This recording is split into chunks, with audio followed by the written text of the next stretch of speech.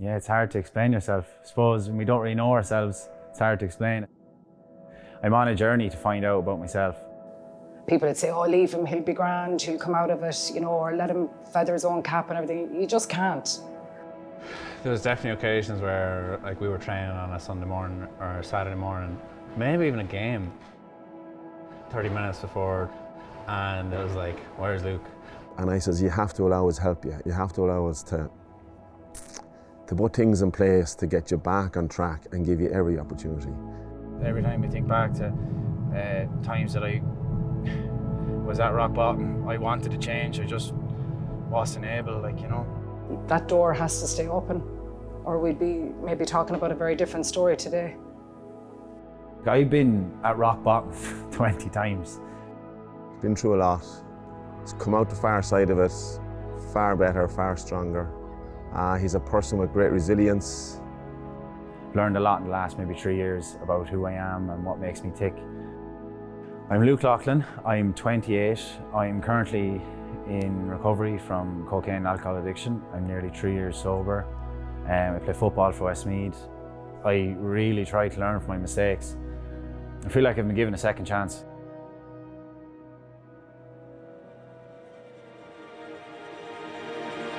So this is the road I would have grown up on. My granny and granddad still live up here. So this is home for me. Anyone that knows anything about hurling would say that Daddy was one of the top Westmeath hurlers back in the 60s. Some people are born with silver spoons. We had a hurl. That's my grandparents' house there. That's where I would have lived with my mum. I think I was like 2. There was 10 kids in the house, so it's crazy enough. Football or hurling? County football. And at the minute, club football, but before it was club hurling for a long time, yeah. So they're very close. It's very hard to pick. I love them both. I love Westmeath football and I love the Downs, but Clonkill is where my family is from, and like at times I probably would have given up hurling for. And some people would think I'm pretty similar at both. It could be better maybe at hurling if I was at it a bit more, but my grandfather kind of is always like, oh, you know, he knows football is number one, but that's kind of the reason, you know, your family, that kind of pride thing.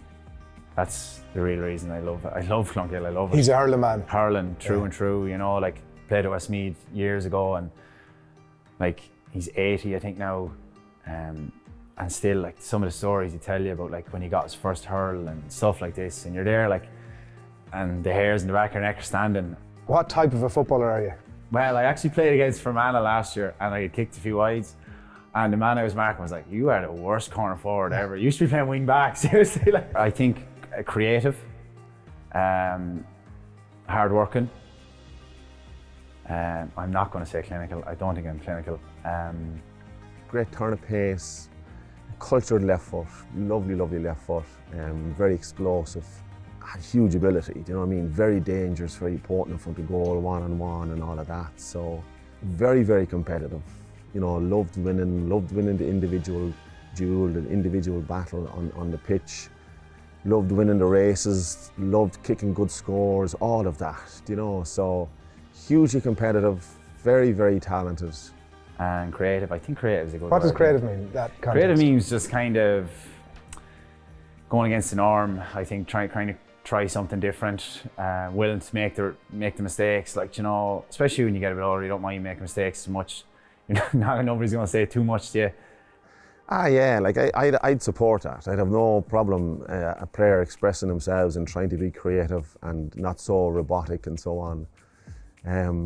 Probably gets a little bit frustrating when you're trying to be creative with every ball you get, but it's just trying to get the mix right of that creativity, trying to, you know, play to a certain system and a certain pattern. Creative part comes in to play there when, like, I want to get that score or I want to try something different, but then you have to, you see now inter-county, everyone has systems, everyone has, so you can't venture too far away, but I suppose you're in the position, you need to be able to take chances, and like that's a lot what I would practice now at the minute is that sort of, that piece. It's very, very important that you don't clip their wings too much, because they're there because of their natural ability, and they loved playing football, and Luke loves playing football and hurling. There are some times in training that he would see stuff and I would go to him and say, I'd love to be in your head because I cannot see what you see, but that's the magic of these players, you know, and that's what makes these players stand out. Best day in a Westmeath shirt? I think the Celtic Cup final just signified so much more than winning a medal for me. I was a year sober, I think, that day. Just the emotion of it all. I had never really experienced fans like that. You know, you see people when they win, like, the pitch is crazy and the celebrations after.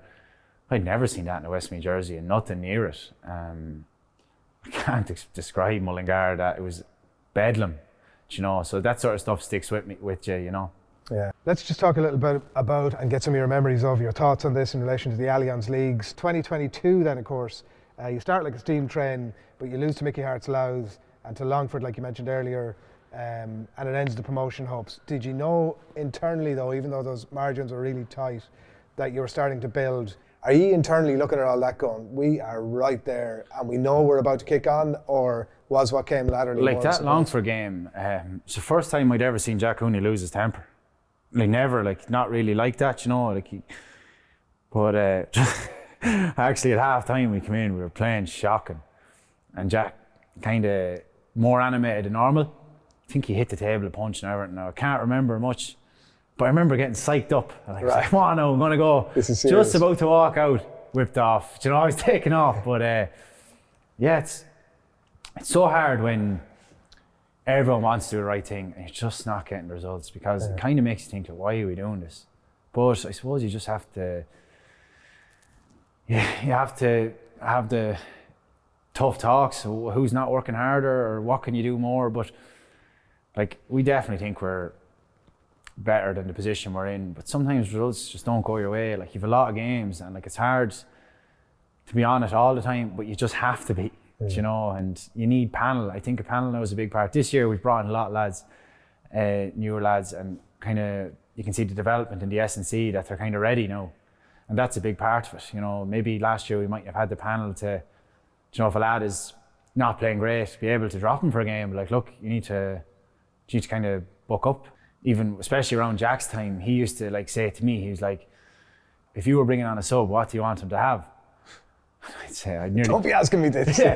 And I'd nearly say energy, pace, and, you know, maybe, you know, like something like work rate. He'd say, oh, what are 3 of your best qualities? Oh, no. Do you know what I mean? Yeah. And in 2024, it was finally Westmeath's time. On the 30th of March, they were crowned Division 3 Allianz League champions. They promoted themselves to the second tier for 2025. A success that was years in the making for the team and for Luke personally. I'm very good at putting on a brave face and putting on a show, when inside I'd be quite a shy person. I suppose shy, but he came across as being a very confident person. But that's because he was throwing out that persona that he was. Like, he came across as being very, you know, confident. He was a Jack the lad, yacky, messing, all that kind of thing. But to me, he just was full of exuberance. Like, he was on the go morning, noon and night. From the minute he woke up to the minute he went to bed, he was go, go, go, regardless of what it was at. So he was oodles and oodles of energy. He gave him an inch, he took 20 miles.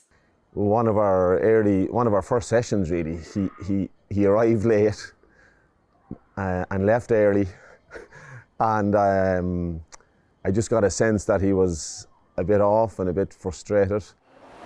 We met playing with football. It was my first year with Westmeath football with Jack Cooney, and Luke was a liability. That's fair, that's fair. Probably where it comes from, for me, is, so my interpretation of addiction is the need to self-medicate and use alcohol and addiction as a crutch. So I grew up, I didn't have a relationship with my dad. It's okay now as an adult to say that. It doesn't bother me, like people go through it all the time. But for me, so that could be perceived as trauma. Like, you know, I was always looking for kind of a validation in my life, and, you know, I had a fear of rejection, abandonment issues, and these all kind of escalated into my adult life until I found alcohol, I suppose. Probably used other things when I was younger, escape from reality, like a PlayStation maybe, you know, could be up all night playing. It's very hard to hear those things that, you know, he was looking for validation or fear of rejection. And I suppose maybe through different scenarios growing up, there was probably elements that he felt not rejected, that'd be a strong word, but like for a long time it would have been just me and Luke. And then there was the introduction, you know, of a partner, then, you know, his siblings came along, and that connection was broke. And I think that a lot of it might have been that the fear of sharing somebody as well as a child. You have to, you know, now he no doubt loves his brothers and his stepfather and everything, but it's just that connection that we had would be massive. And when that's taken from you and you have to share it and everything, I think there's a fear that you're not going to have the time, the love to give.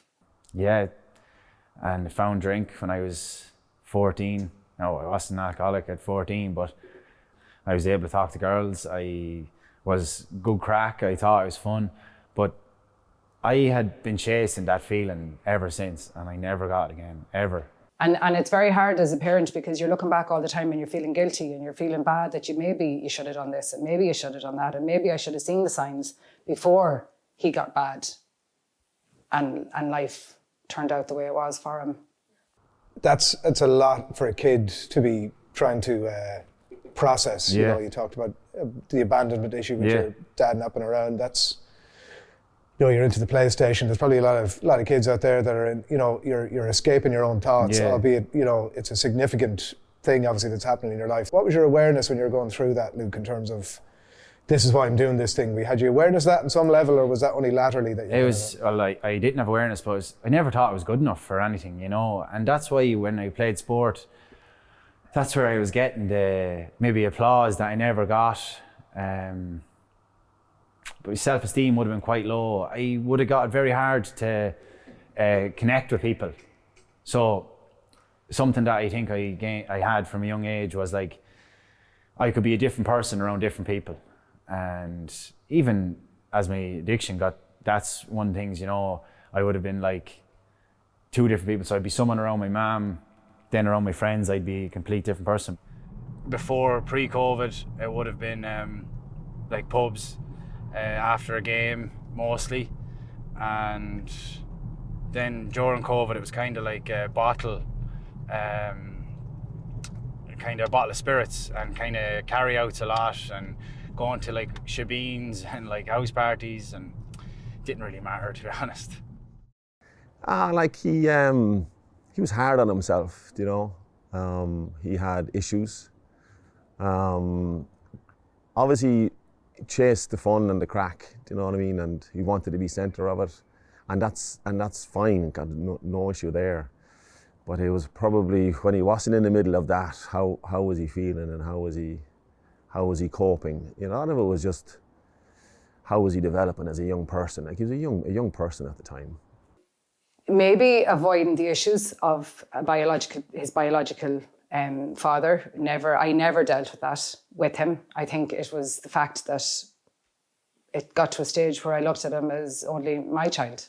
I didn't need to deal with it in my own head, but looking back, it should have been dealt with, it should have been spoken about, and we should have gotten maybe the help he needed to filter all that down and break that down so he could understand the whys. Like, trauma is a very harsh word, like, you know, but like I obviously had stuff that I didn't deal with, and like there are obviously wounds, and like every time something else happens, like this wound gets bigger and bigger and bigger, and I was always trying to fill a hole that I didn't really know was there. I didn't know how to explain it. I didn't know why I was different. Like before, like the good weather was a trigger of mine. Like just one thing. I remember it was like just real warm, and I was like, oh, I'd love a few drinks. And like, you know, there's these little Copperberg cans. They're like this size. I was drinking them all day, and like to me, that wasn't even really drinking.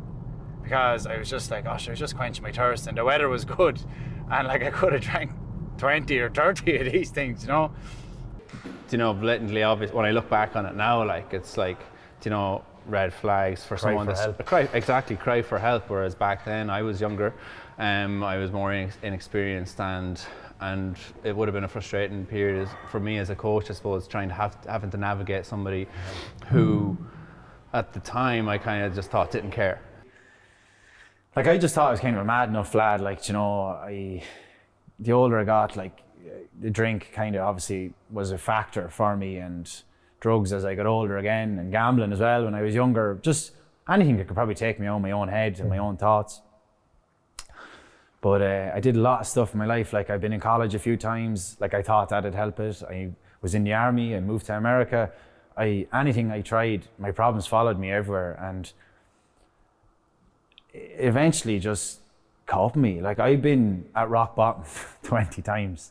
You know, say suicidal, or so what I could do is I put my head into work, or I get into football for a while as I got older, and that self-esteem never let me have it. So I could be going well and I just ruin it all again. Just one bender there over a week, go missing, people looking for you. Like I've travelled the length and breadth of Westmeath and lots of counties looking for him, trying to find him. I even went to the guards on numerous occasions to see could they find him for me, or they pinned phones for me. You know, you'll do anything to help them. And you'll take the lies, you'll take the, you know, the promises, because you love them. You're a parent, that's it. I'm his mother at the end of the day. And you suffer with, actually I don't think I said this, I am an alcoholic. I actually don't mind saying that. It was tough at times to say it. What you do is you try to manipulate every situation to suit yourself. And that's what happens when you're an addict, is all you think about is yourself. But I've said before, like I was raised a good person. I was, you know, my upbringing was not straightforward, but with good morals. I knew the difference between right and wrong, but I just couldn't help myself. I wanted to be good, so I could get drunk and I'd feel great, but then when whatever I'd have done, gone missing, or, you know, borrowed money, or just let people down, I would be eating myself up after, because I knew that was wrong. But the next thing for it was like, how can I feel better? So it's just self-medicating again. That's all I was doing for the longest time. A couple other triggers, maybe a loss, a win, kind of rewarding myself. So like I would train hard for a little while before, and I'd either have two factors, like the self-destructing thing came back into it, but I felt like I deserved it. Or if I had played well and we lost, I still felt like I deserved it. The last stint, I was 25 maybe, and I don't know what happened to me. Normally I'd be able to shake what was going on, but this time, the last time, around that time, that May 2021, I just couldn't shake it, you know. And I think I went on a bender for on and off 2 months, and like not eating, just drinking like all the time, cocaine. It was over COVID, and like I wasn't really working. I was in the army at the time. I wasn't working like once a month. So all I was doing was partying. I moved into an apartment in Mullingar. I gave up drink for 3 months. I got back on the Westmeath team, got to play in the league final, and a week before we played championship, Tottenham were playing the Champions League final against Liverpool, and I just couldn't help myself. I was a week out from getting, you know, I was after doing everything right for 3 months. It was like I had to let myself down. I just had to do it. And then what followed then was just 3 months where I literally was drinking basically every day. And I started to get then psychosis, kind of like paranoia. People were watching me, or people were following me. So like, that's obviously not good for the head. Like my mum would be trying to meet me, but I wouldn't meet her at the apartment. I'd have to walk down the canal to meet her. And like, I can only imagine like what she's thinking, like what's going on, or what sort of drugs is that guy taking. But I think 10 days in bed where I couldn't get out of bed. I just couldn't be. I hated myself, and I know that sounds crazy, but like I just didn't want to exist. I didn't want to be alive. And the only thing for me was to get drunk because it made things slightly better. But that's just a vicious circle. The anxiety that will come after that is crippling. Like, not long before he was really down and had come to, I'd say, the ends of his tether with himself, that I was like, I'm done. I remember ringing him or leaving a voice note or something. I said, Luke, I can do this no more. I'm actually wore out. But you're saying it, but at the same time, you're in the car driving around looking for him or whatever. My mother obviously plays a big part. She never gave up really in me. It's not like I put her through hard torture. She stuck around all the time. That's, I suppose, the unconditional love she has. It's just been amazing for me, and I realise it more and more as I get on. I was in work and I got a string of missed calls, and I then finally, when I got to ring him and rang it a few times, he answered, and he was actually on the canal and had been in the canal. It's just been like, this is it, I need to end this. And it's kind of, I can't swim, so I was at the canal in Mullingar. And like, that was one of the biggest shocks I got. You know, people say it in a way, you know, I'm finished with things and I can't do this anymore, but to actually be there to see that he was actually contemplating it, had probably tried it and maybe then backed out of it, but it was horrendous. I left work, I ran down, like I was the wrong side. I was like, how do I get to him? And you're trying to, it's awful, awful. And awful for us, but awful for him to be at that low ebb. And one of the guards, he actually was Clonkill manager for Kevin O'Brien. He kind of came and got me with my mum, and she brought me home. That sort of a lifestyle, you don't know, often have a lot of people in that circle who are going to say, are you all right? Geez, you're at a low ebb, I can help out. Who were you reaching for, or were the people, or were you just trying to nearly deal with it on your own? Yeah, because when you're out drinking, people just see you enjoying yourself. Yeah. Do you know, and you're like, just this young lad, like, do you know, sure, that's all he's at. And like, as well, when I would start drinking, like, no matter what was going on, I'd be in great form straight away. Like, there wouldn't be a bother me. It's just when at the end, I got it very hard to go home. Like, I couldn't just go out for a night out. It was always 3-4 days. And like, there's a lot of people in Ireland that like can resonate with that. Can I ask you what shape that would take when they would try to help you? What was that? Some people would try and get me to keep coming to sport. So like, there's times I drift away. And someone that's been a great mentor to me down the years, it gave me, he said one thing like, and I live by forever. He said, the easy thing for me to do is get rid of liquor. That doesn't mean it's the right thing to do. And that was one of the switches down. Is like, I felt I didn't feel bash myself too much for, you know, not being caring from the start, because I didn't understand. Yeah, that's but fair. that was the switch that was like, no, we have responsibility for this guy. The players, I kept in communicating with the players all the time, particularly the senior group, the senior players, of where Luke was at. And they showed a great sense of caring and a great sense of responsibility for Luke. And we felt we need to keep Luke close to us so we can keep an eye on him, and he's better in with us, where we can try and help him and care for him, you know, in a good way, and try and help him through the choppy waters that he was in, rather than being outside the circle. And it was getting to the stage then, it's like, we were talking, you know, with some players and other coaches, that what do we have to do? We have to take some steps. That, like that, it could have been a 2-week period where no one had seen you. That was the kind of like, we can't do this anymore. That time then I met him in Mullingar, actually, and went out and picked him up in the house and brought him in, and I was probably as low as I'd seen him now. He was in a really, really bad place. And we went about getting and trying to support him and get him some help, and he allowed us to do that. So he trusted us to do that. And we've a great doctor. He's working in Westmeath for the last 30 odd years, Dr. Jerry O'Flynn from Kilbeggan. So I rang Jerry O'Flynn straight away, and I'd say Jerry had things in place within 24 hours.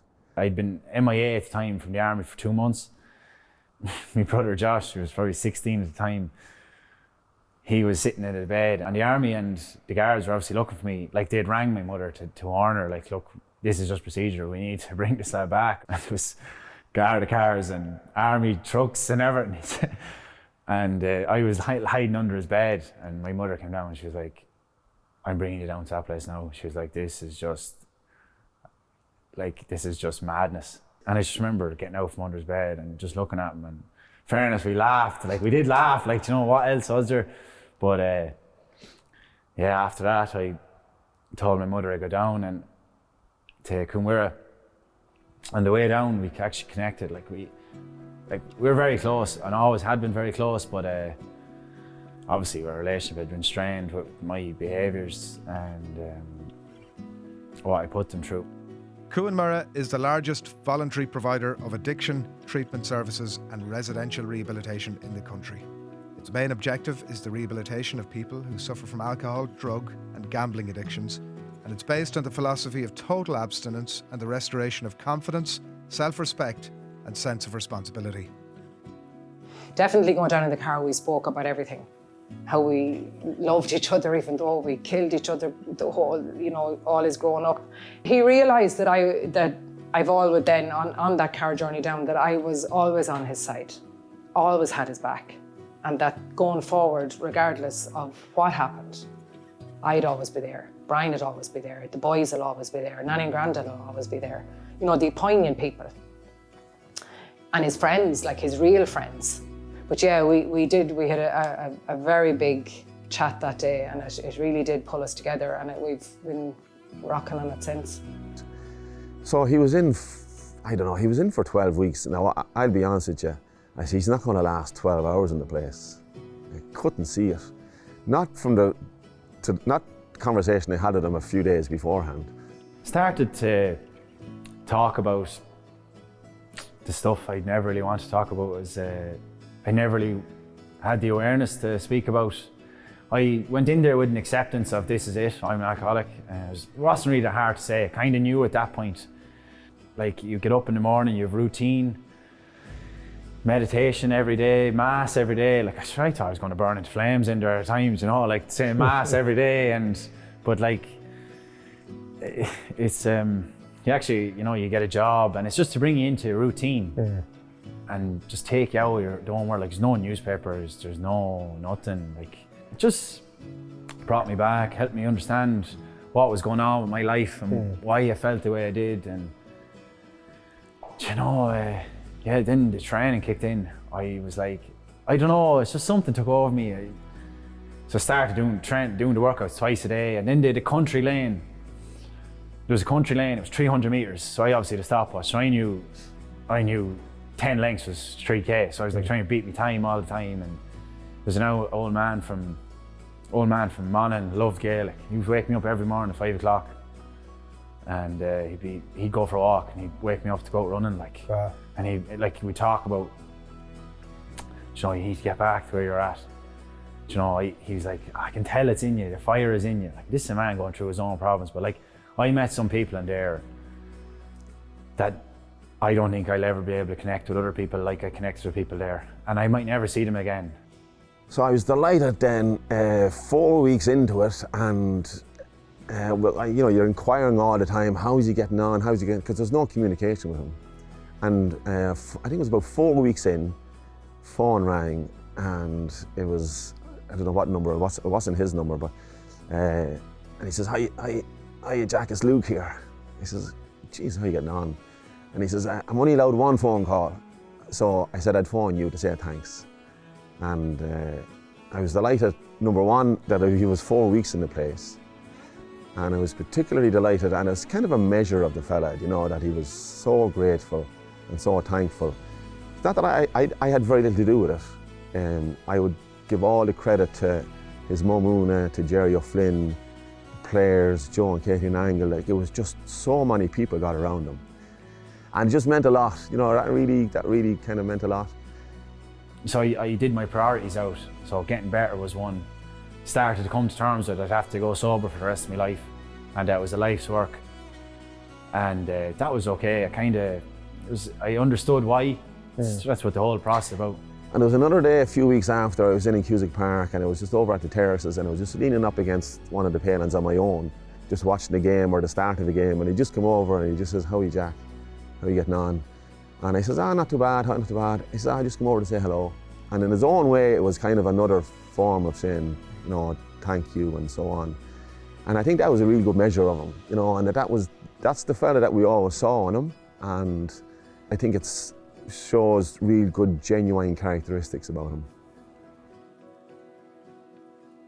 I came here a bit when I left because I had a lot of club stuff on. But I think I remember we had a chat with you, I think, and said you might not get a chance to play at Westmeath again, but you'd have to be in shape at least. And you said, let's get to work. I think after the Downs got knocked out, I remember getting a message. I came in here and did a body scan.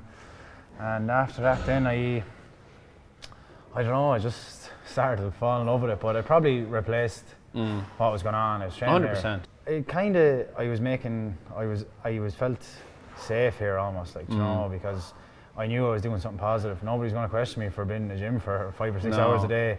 I think people do, it definitely is a thing, it's that you're swapping one addiction for another, but my God, it's the lesser of two evils, do you know what I mean? When the sporting career is done, you're incredibly invested in that now as a lifestyle almost, right? And there'll be something, obviously, when that is part of your life is done, because you've obviously used it as a transition away from. 100%.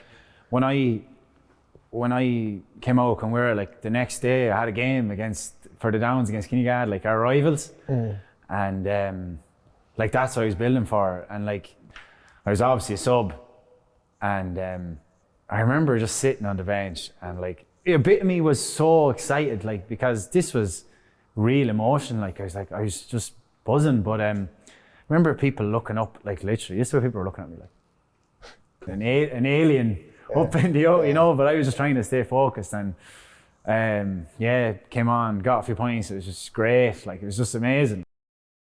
You're planning to be 3 years sober in the summer. End of June, start of July. An important milestone, landmark goal almost. Oh my God, see what we're doing here would never happen without that. My life has changed drastically over the last few years, and so much for the positive. I've done a lot of stuff in my life that I'm not proud of, and I've lots of shame and guilt to it, but I'm not a prisoner of my past. I really try to learn from my mistakes.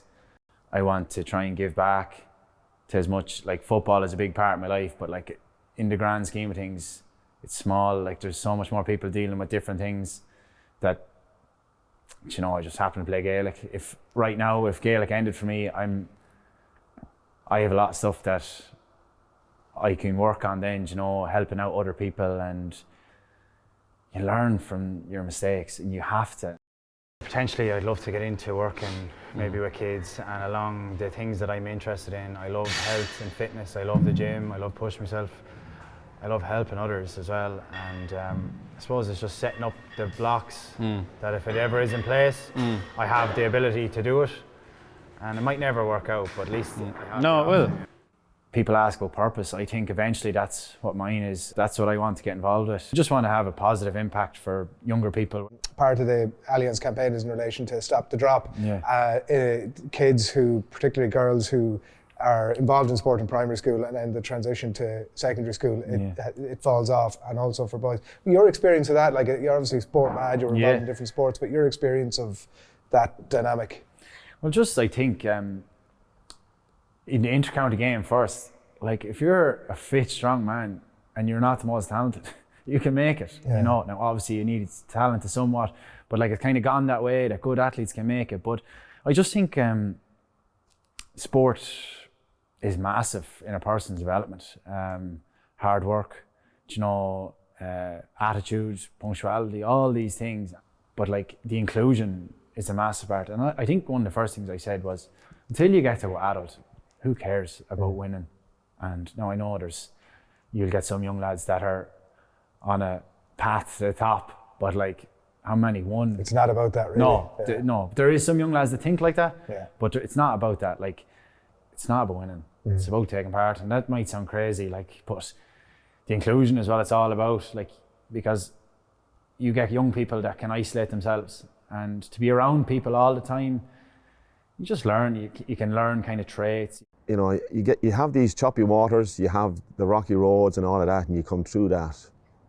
And I'm delighted now that he's embraced it and he's gone on and he's really committed. He's a leading figure in it for club and county, and I'm delighted for him. It's a testament of his character. It's a testament of his perseverance, his resilience, the belief in himself. You definitely would have said, like, on day one coming out of Coonmore, that the recovery never ends. Yeah, big time. And like, there's always going to be an ebb and a flow to it. And I think, like, Loughlin 2.0, the upgrade. The upgrade is definitely just more balanced.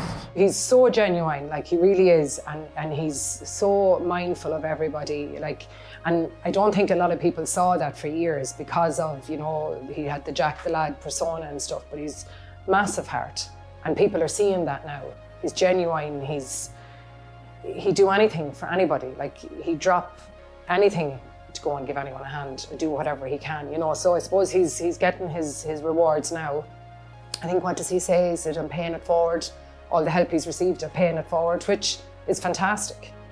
There's just peace of mind and comfort, you know, that if Luke walks into the gym, or if I walk into a dressing room and you're there, like that, it's just such a positive energy, you know. Like, you are hilarious, you know. If someone asks you to stand up and speak about something, they better know what they're getting in for. Like. Before he even went away, I said to him, if you come through this, like, you're going to save lives. You're going to have such an impact on people. And I literally told the players, I said, literally what this is all about for me and for us, I think if you give me the Sam Maguire in this hand, and if you give me that Luke is going to live a long, happy, healthy life in this hand, I'll take this all day. To continue day by day and just work on himself all the time and just keep paying forward and be healthy and happy. That's all I want from him. That's all anyone wants for their children. I was interested in your the order of the stuff that you said at the very start there. And I was kind of asking it by way of finding out how defined you are by football. And that felt like, what's a third, fourth down the list a little bit? Yeah, well, like, to be honest, football's not everything. Sometimes I make it everything. That's because of my love for it. But, like, it doesn't pay my bills. It doesn't make my family happy. It's amazing. It's something, like, so special to be involved in, like, a team that wants to get better all the time. But you can't be defined by your sport, because, like, ultimately I'm going to retire someday, and, like, what will I be known as then? A Westmeath footballer, like, when I'm 40 or whatever. So, like, for me, I want to be defined as a good person. When you're in the midst of your own problems, there's no one else's problems. Like, it's always why me and poor me. But when you get awareness and acceptance of something, it's so much bigger.